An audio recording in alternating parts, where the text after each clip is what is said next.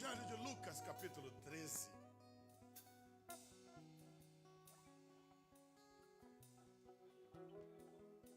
Versículo 6. Diz assim: e dizia esta parábola: um certo homem, ele tinha uma figueira plantada na sua vinha e foi procurar nela fruto. Não o achando, disse ao vinhateiro: eis que há 3 anos venho procurar fruto nessa figueira e não acho. Corta, porque ocupa ainda a terra inutilmente. Podeis assentar, queridos.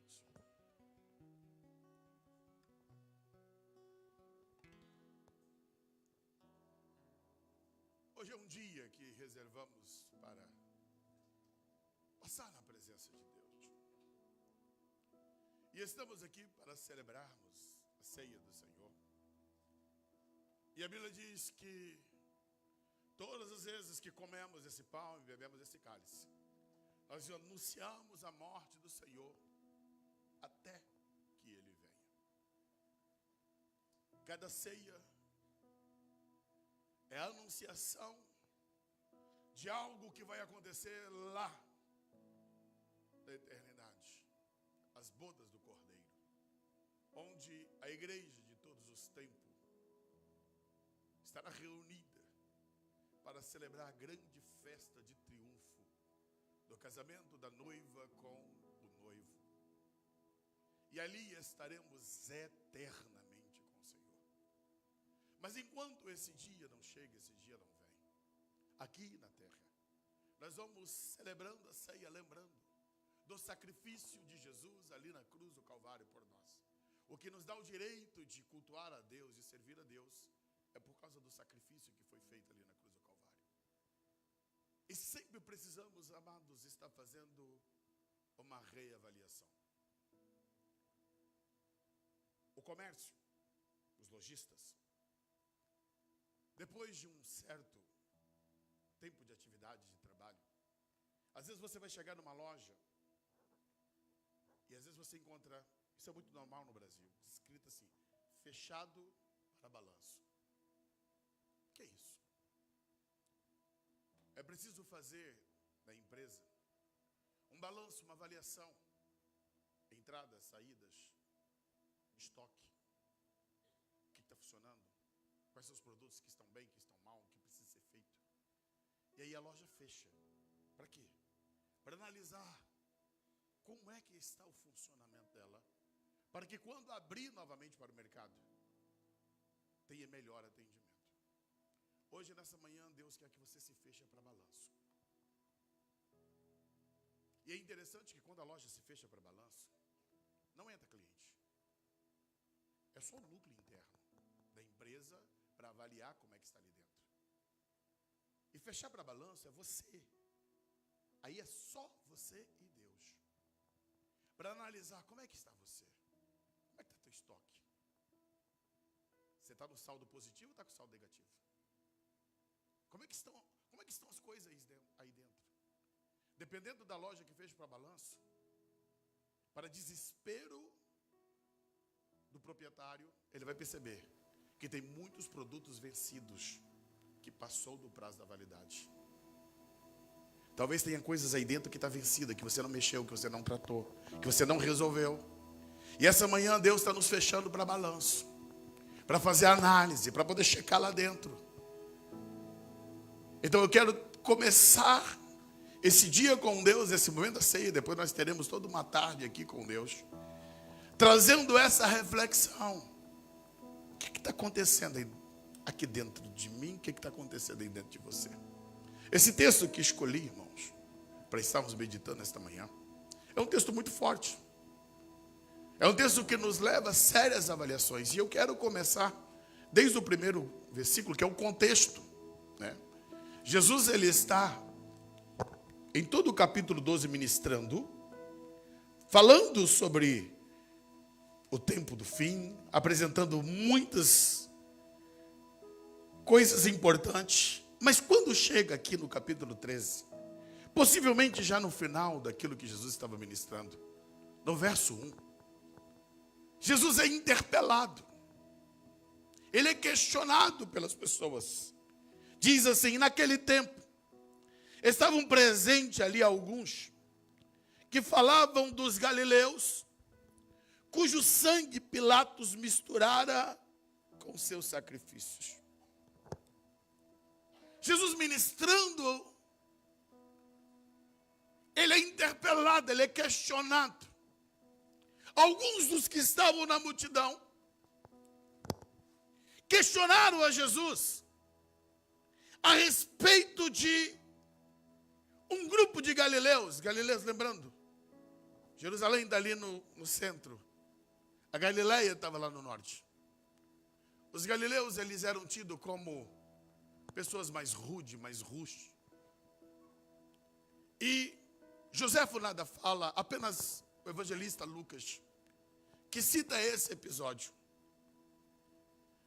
E no entendimento que se tem aqui, os galileus, que desceram lá do norte para fazerem seus sacrifícios em Jerusalém, por alguma questão com Roma, Pilatos, que foi um líder cruel, desumano, mandou assassinar esses galileus.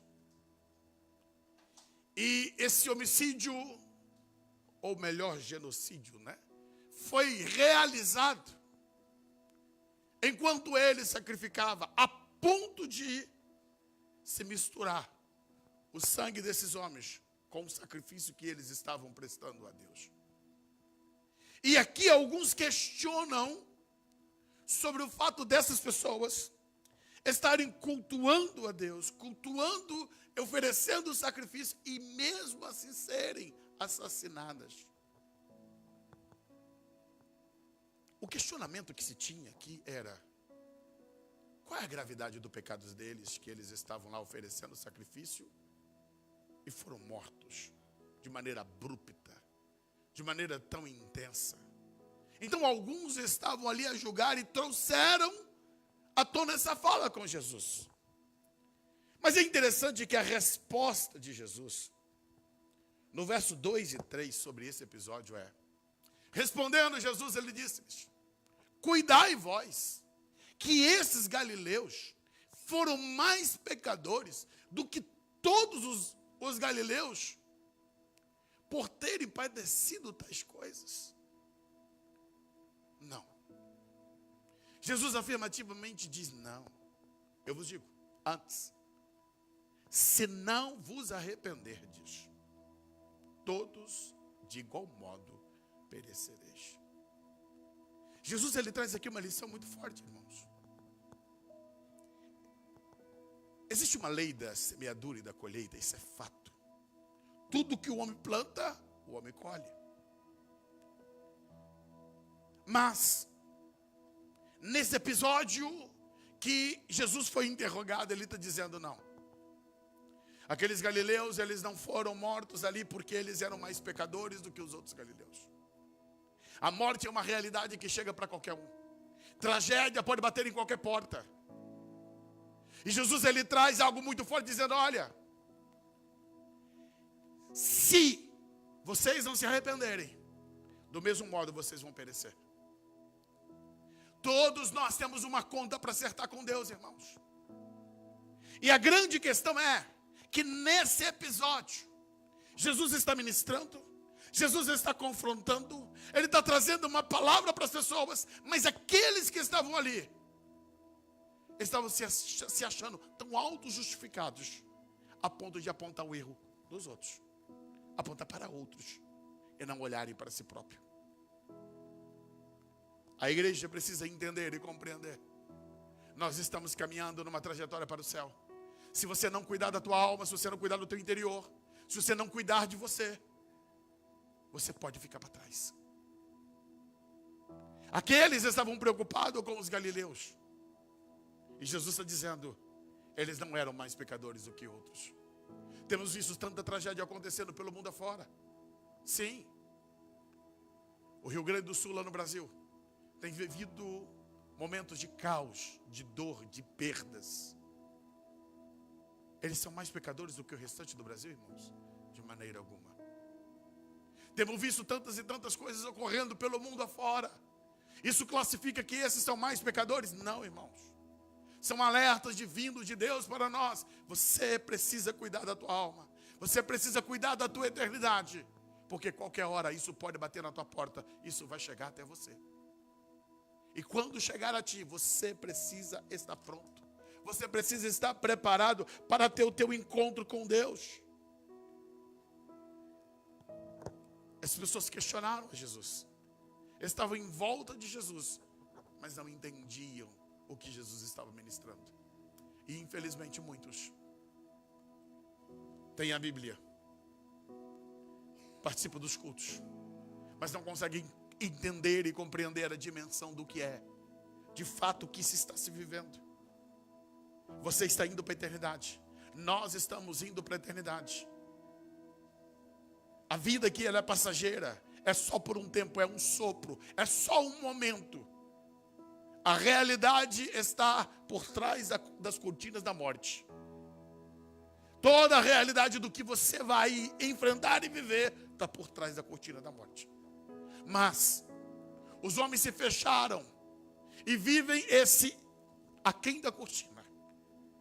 Como se a vida como um todo fosse apenas para esse momento.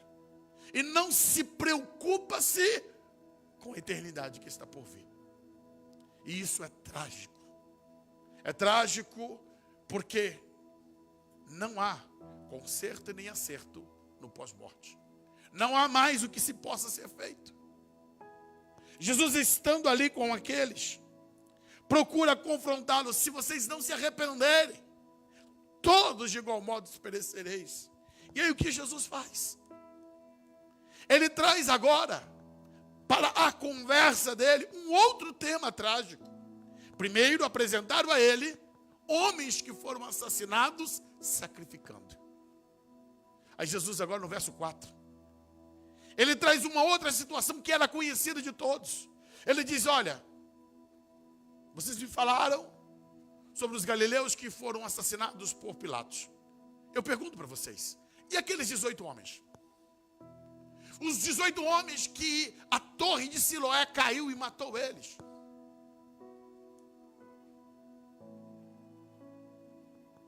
Vocês cuidam que eles eram mais culpados do que todos que habitavam em Jerusalém? Significa dizer que eles eram mais pecadores do que o restante? Aqueles homens galileus, eles foram assassinados enquanto sacrificavam. Esses foram mortos diante de um improviso, uma imprevisibilidade. Algo imprevisto ocorreu. A torre caiu e eles morreram. Jesus, ele está dizendo para aquelas pessoas: a morte chega para todos nós em momentos que nós não esperamos. Aqueles homens em sacrifício não esperavam que no momento do seu culto eles iriam perder a vida. Estes, muito menos um dia de corriqueiro normal, poderia esperar que a torre iria desabar e produzir morte. E aí então Jesus, ele arremata esse assunto e diz no verso 5: não, esses 18 não eram mais pecadores do que o restante dos que habitavam em Jerusalém. Eu vos digo, antes, se não vos arrependerdes, todos de igual modo perecereis. Se olharmos esses 5 versículos, esses 2 campos ilustrativos, homens assassinados e homens vítimas de uma tragédia, em todos os pontos, Jesus está aqui falando sobre arrependimento. Arrependimento é uma mudança de postura aqui dentro. Arrependimento é um acerto do coração com Deus. Não é uma questão apenas da aparência com os homens, é com Deus. Se não vos arrependerdes, todos de igual modo perecereis. É esse conclamar que o Evangelho faz para todos nós, irmãos. Você não pode esquecer quem tu era, quem você é e para onde você está indo. Quem éramos, a graça nos alcançou e nos arrancou de lá. Quem somos, a graça manifestada nos faz estar de pé na presença de Deus. Para onde vamos? A graça preparou um lugar lindo e maravilhoso para mim e para você. Não podemos retroceder, não podemos voltar atrás. É preciso mantermos firme. Porque o que garante a vida eterna, irmãos, não é o passado. Não adianta você dizer, mas pastor, eu vivi grandes experiências lá no Brasil, eu fiz. Querido, se hoje você não viver o Evangelho, história de passado não te coloca no céu. A Bíblia diz, aquele que perseverar até o fim, é esse que vai ser salvo. É a nossa atualidade, é o nosso tempo presente que vai nos garantir a vida eterna, que vai nos garantir os galardões. Pastor, então isso quer dizer que Deus desconsidera tudo? Não. Eu vou te dar um exemplo bem simples. Você trabalha durante o ano inteiro para a sua empresa. Todo mês a sua empresa deposita teu salário. Mas se você ficar um mês sem trabalhar, seu dinheiro bate na conta? E se ficar 2? Queridos, se aqui na terra, dentro do processo normal, da vida normal, você não tem recompensa por aquilo que você deixa de fazer, quanto mais as coisas eternas. Quanto mais aquilo que tem todo o significado espiritual. Mas eu trabalhei 10 anos na empresa. Sim, mas se você deixou de trabalhar, você não recebe mais salário. Se você não permanecer trabalhando, você não tem teu salário no final do mês. Na vida espiritual, se você deixa de viver uma vida de santidade, de pureza, uma vida de compromisso com o Senhor, você está jogando tudo fora. Falando de um lembrete que eu sempre disse aqui, não se cria tempo de casa com Deus. Do mesmo jeito que nós começamos, no início da nossa fé, nós temos que permanecer até o fim, queridos. Uma pessoa quando cria tempo de casa numa empresa, ela se sente, um pouco mais folgada, pode chegar um pouco mais atrasada na empresa, vai conseguir alguns privilégios. Não, no reino de Deus não é assim, irmãos. A exigência de Deus é a mesma. É a mesma para todos nós. Arrependei-vos, arrependei-vos e arrependei-vos. No verso 6, é onde Jesus ele inicia a parábola. E ele querendo agora falar para aqueles que estavam à volta e compreender o que ele estava querendo dizer sobre a necessidade de arrependimento. Ele fala de uma parábola sobre uma figueira. Jesus sempre usou linguagem que fosse acessível para as pessoas. A linguagem dele era para que desde a mais tenra idade pudesse entender e compreender o que ele tinha a ministrar. Jesus ele disse essa parábola, certo homem, ele tinha uma figueira plantada na sua vinha. Então estamos falando de uma vinha. Aqui em Portugal nós encontramos e vemos vários locais de plantio de vinha. E esse homem, ele escolhe uma área que está plantada as uvas e ele planta uma figueira. Ele tem expectativa, ele quer ter o fruto dessa figueira. Essa figueira não nasceu por acaso. Ela não é a obra da casualidade. Ela foi plantada.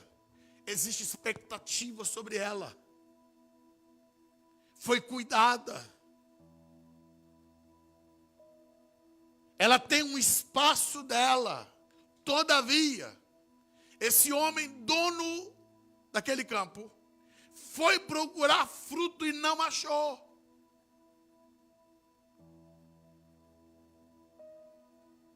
Deixa vocês ainda um pouquinho. Deixa eu dizer para os irmãos.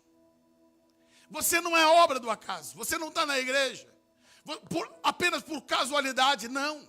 Você só está aqui. É porque teve um terreno que foi preparado. O sangue de Jesus foi derramado lá na cruz do Calvário para que você recebesse o perdão. Você foi plantado no reino de Deus com o poder da palavra que entrou em você. O Espírito Santo vem morar em ti. Há uma obra operada em nós pelo próprio Deus. É Deus que começa a obra em nós, irmãos. Nós, por nós mesmos, jamais podemos alcançar qualquer coisa. Nós damos resposta à ação de Deus. Mas nós fomos plantados. O Espírito Santo nos convenceu. Nós correspondemos. Agora tem uma questão. O Deus eterno que te plantou, que te chamou e que te deu a palavra, Ele vai procurar fruto em você. Ele vem procurar frutos em nós. E esse dono da vinha, ele está indo procurar fruto. Porque aquela figueira não era um arbusto, não era uma erva daninha. Não. Ela tinha objetivo e propósito ali. Porém, todavia, essa figueira estava em falta. Não tem frutos nela. Isso causa decepção ao dono da vinha. Esse homem está decepcionado. E agora vem outra questão, irmão. E eu chamo a sua atenção para isso. Agora sim, coloca o 7, faz favor. Ele vai procurar então o seu funcionário, o seu empregado, o vinhateiro. E ele vai explicar agora o diagnóstico da figueira. E ele, eis que há 3 anos. Tem 3 anos que eu venho procurar fruto nessa figueira. E eu não estou achando. Isso não é a primeira vez que eu estou aqui. Eu vim um ano passado, eu vim um ano retrasado e eu estou aqui de novo. Talvez seja difícil para você ouvir o que eu vou te dizer hoje. Mas eu preciso te falar isso. Tudo tem limite. Assim como no nosso mundo físico as coisas têm limite, no mundo espiritual também tem limite, irmãos. Por má interpretação da Bíblia, por má interpretação da palavra, colocamos os atributos de Deus dentro de um caixote e interpretamos ao nosso bel prazer. Entenda, os atributos de Deus, eles são conciliáveis, eles trabalham juntos, ordenadamente. A misericórdia de Deus não tem fim, sim, mas a misericórdia não trabalha sozinho. O antro da justiça vai junto. Não tem conflito entre amor e misericórdia. São atributos do mesmo Deus. A ira, a cólera de Deus caminham junto com o seu amor e com a sua graça.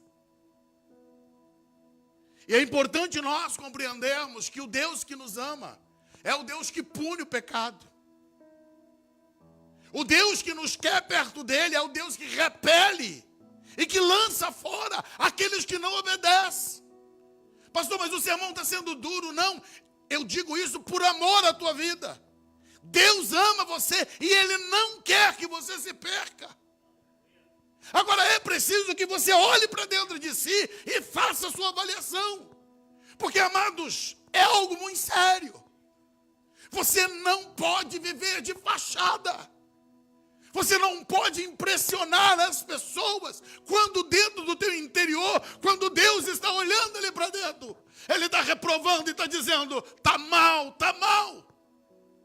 E só você não enxerga, só você não percebe. Eu li uma matéria que quando um rei ele ia chegar a uma cidade, se construía, se fazia fachadas de beleza, para o rei passar e considerar que aquilo ali era uma bela cidade. E, infelizmente, muitos cristãos estão caindo nessa mazela. Cria-se apenas uma fachada externa, mas lá dentro onde Deus vê, não condiz com aquilo que está externo. Jesus ele foi muito duro com os líderes daquela época, chegou ao ponto de chamá-los de sepulcros caiados. Por quê? Porque o sepulcro, ele pintado por fora, ele é lindo, ele é belo. Se você não teve oportunidade, olha aqui o cemitério que tem aqui de Évora. Aqui, né? Tem mausoléus que são lindos, são espetaculares. Lindos com seus mármores. Porém, queridos, o que está ali dentro? Ali dentro está morte. Não adianta termos uma beleza externa, onde está tudo bonito, está tudo aplaudido pelos homens, mas se dentro de nós está residindo a morte, nós seremos cemitérios ambulantes. Deus não quer isso para você, Deus não quer isso para nós. Ele quer que dentro de nós haja rios de água viva que salta para a vida eterna.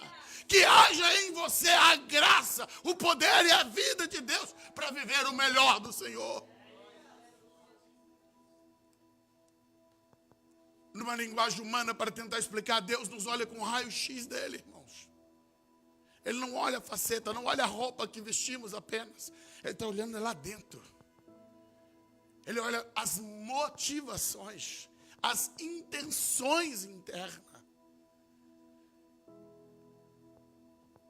O dono apresenta e expressa: tem 3 anos que eu estou tentando colher fruto e não colho. E aí ele dá a sentença: corta, porque ocupa ainda a terra inutilmente. Se você conseguir entender esta manhã o que é que significa essa sentença, quando você abrir o seu processo de balanço, você vai ter novas medidas para tomar na vida. Escuta, tem prejuízos que você consegue reparar. Agora, tem prejuízos que jamais serão recuperados.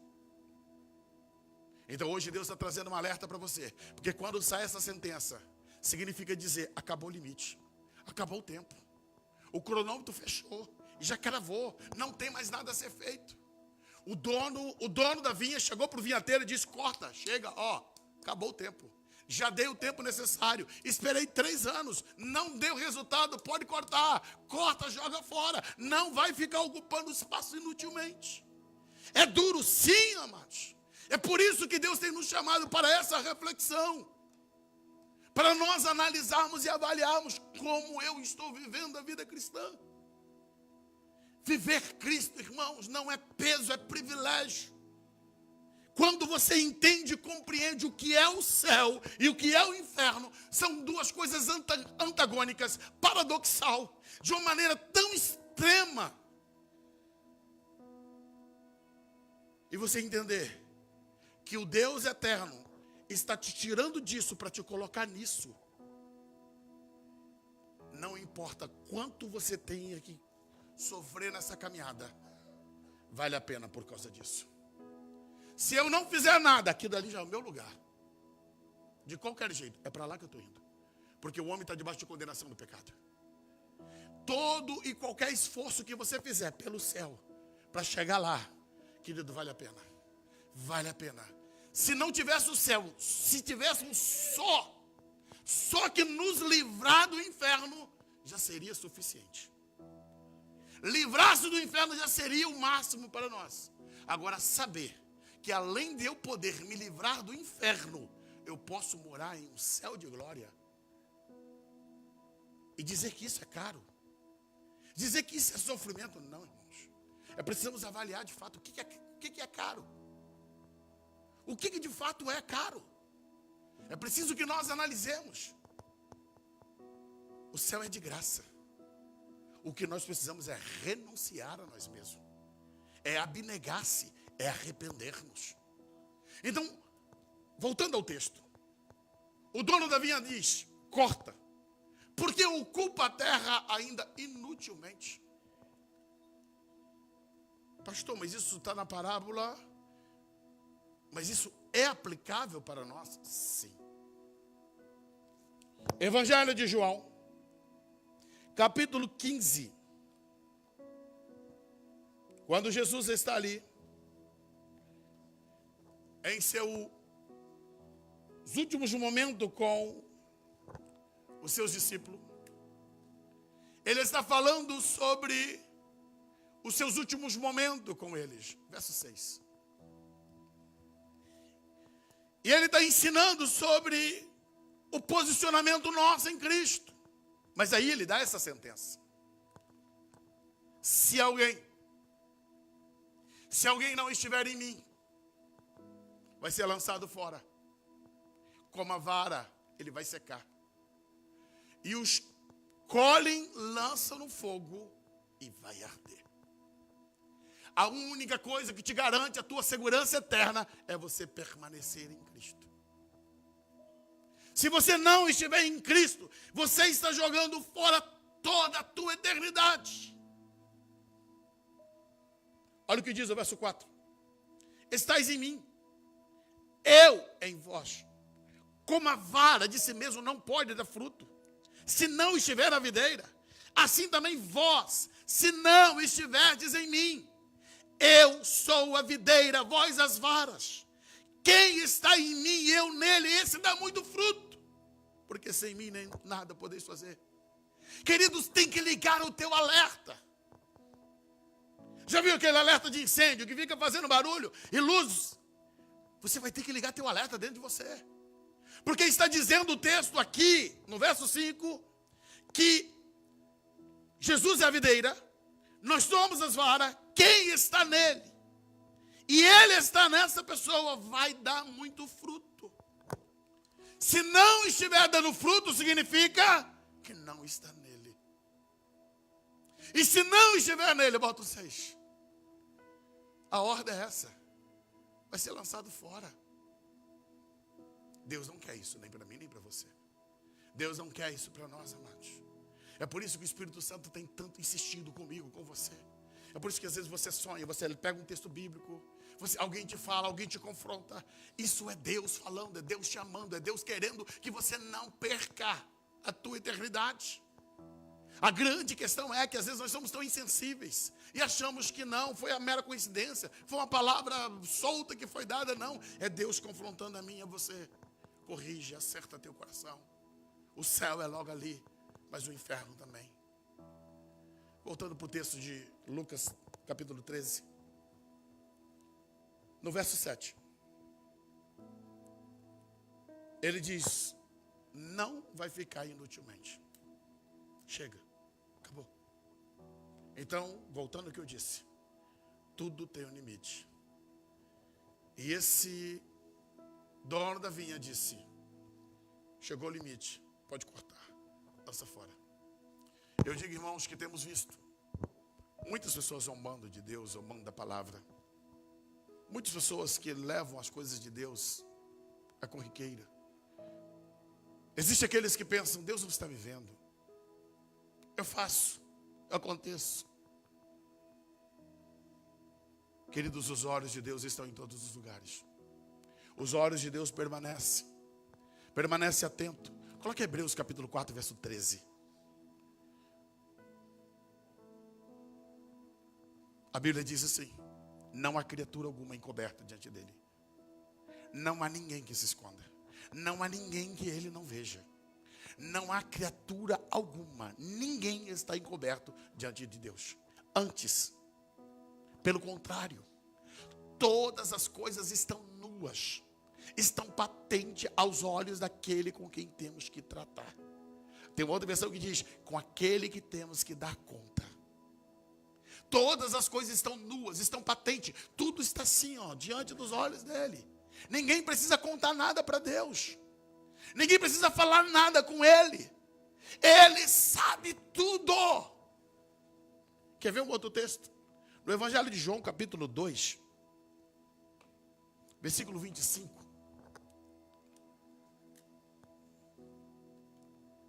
João, capítulo 2, versículo 25. Quando Jesus ele está ali, falando sobre como ele via o ser humano, diz a palavra, não necessitava de que alguém testificasse do homem, porque ele bem sabia o que havia no homem. Deus, ele conhece, irmãos, plenamente o nosso coração, nossa vida, quem somos. Poderíamos gastar aqui tempo olhando vários textos e versículos, mas eu vou citar apenas esse último para fecharmos a palavra. Provérbios capítulo 15, versículo 3. Diz assim: os olhos do Senhor estão em todo lugar, contemplando os maus e os bons. Pastor, por que Deus não age? Porque Ele é Deus. Ele faz do jeito dele. Ele tem a maneira dele trabalhar. Só tem uma advertência, irmãos, que eu e você tem que ficar atento. Quando Ele age, quando Ele faz, acabou. Está feito. É por isso que eu e você precisamos nos despertarmos. Olharmos com seriedade com esse texto. Deus, Ele contempla os maus e contempla os bons. Deus assiste todas as coisas e Ele vê todas as coisas. Como disse anteriormente, sem ninguém precisar falar nada com Ele. Voltando para Lucas 13, diz a Bíblia no verso 8. Respondendo ele quem? O vinhateiro. Aquele que estava cuidando da vinha. Senhor, deixa só este ano, até que eu a escave ao redor e a esterque. Aquele homem que estava ali, cuidando da vinha, ele faz um pedido ousado. Ele faz um pedido de clemência. Pedido para que fosse dado mais uma chance, mais uma oportunidade. Ia ser trabalhado, olha, deixa esse ano. Eu vou escavar ela em redor. Eu vou estercar ela. Eu vou ter uma dedicação mais específica, mais especial. Corta não. Vamos tentar mais uma vez.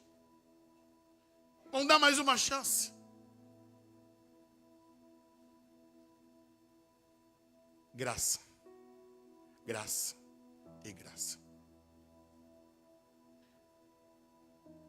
Romanos capítulo 8, no versículo 26. Para mim, quando eu vejo esse vinhateiro, eu vejo como papel do Espírito Santo, irmãos. Olha o que diz Romanos 8, 26. Da mesma maneira, também o Espírito Santo. Ele ajuda as nossas fraquezas.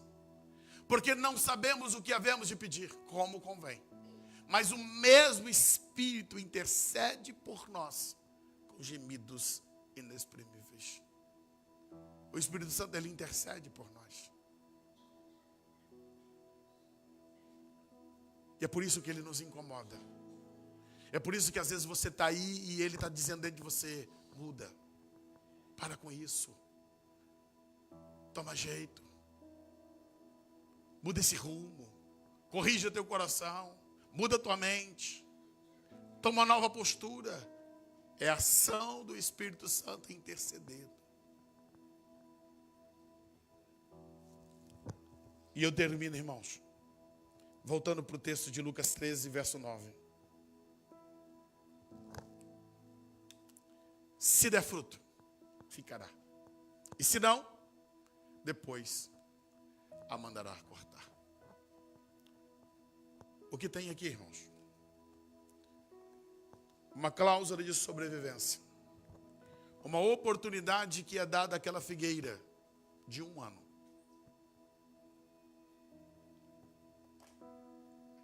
O vinhateiro se compromete. Eu vou cavar, eu vou estercar, eu vou adubar, eu vou trabalhar, eu vou fazer o que for preciso para que ela dê fruto. Por maior que fosse o peso de paixão do vinhateiro para preservar a figueira, se ela não reagisse a toda a ação dele, ainda assim ela iria morrer. Ela iria ser cortada. E eu quero terminar dizendo, irmãos, o Espírito Santo tem cavado tua vida, tem estercado, tem adubado, tem regado você. Às vezes quando a nota de juízo de Deus vem, corta. Aí o Espírito Santo, não, deixa. Espera um pouquinho mais, pai.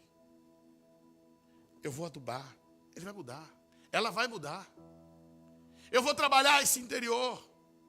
E o Espírito Santo vem, ele sopra, ele te confronta, ele te chama para o acerto, ele te convida para corrigir. Só que tem uma questão, irmãos. Essa árvore tinha prazo. Era só mais um ano.